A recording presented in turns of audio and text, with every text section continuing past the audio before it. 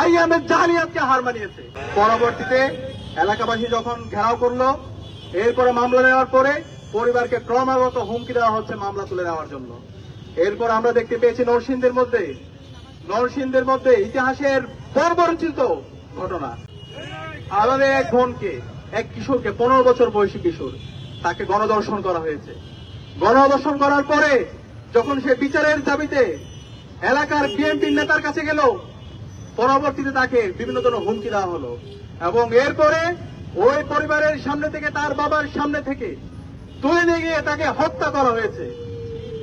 আমরা এখন পর্যন্ত এই ঘটনার সাথে যারা জড়িত এবং যারা ইন্ধন জুগিয়েছে তাদেরকে দৃষ্টান্তমূলক বিচার আওতা আনতে দেখিনি। একই সাথে আমরা দেখতে পেয়েছি হাজারীবাগে এক শিশুকে হত্যা করা হয়েছে। এভাবে গাইবান্ধা থেকে শুরু করে বাংলাদেশের বিভিন্ন প্রান্তে আজকে মবের মাধ্যমে নাগরিকদের অধিকার হনন করা হচ্ছে এবং জুলাইয়ের যারা বিপ্লবী আছে তাদেরকে হত্যাযজ্ঞ করা হচ্ছে।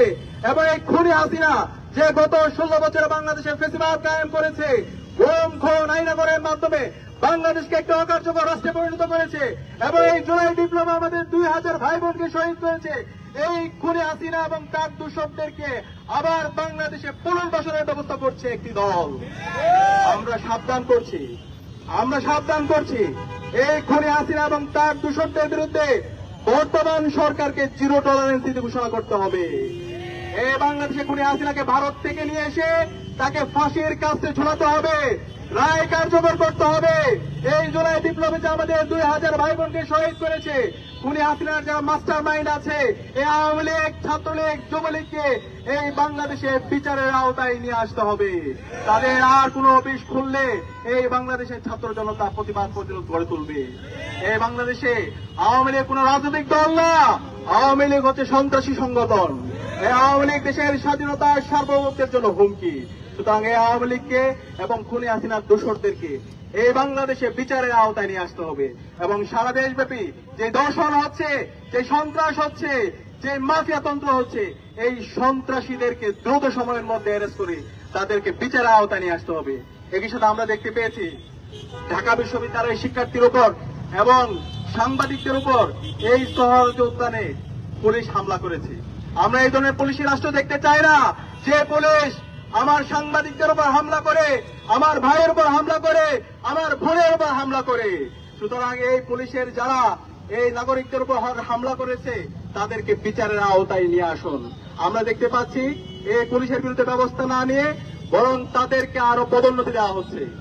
আমরা সবকিছু অবজার্ভ করছি, আমরা আপনাদেরকে সময় দিতে চাই, কিন্তু আমরা যদি দেখি আপনারা জালেম হয়ে উঠছেন, আপনারা হাসিনা হয়ে উঠছেন, আমরা আবু সাঈদের উত্তরসূরিরা বেঁচে থাকতে আমরা তা হতে দিব না।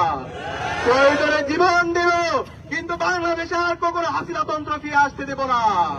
প্রয়োজনে আবু সাঈদের মতো আমরা রাজপথে নামবো, কিন্তু বাংলাদেশে আমার আর কোন বোনের উপর, আমার কোন মায়ের উপর শ্লীলতাহানি হতে দেব না।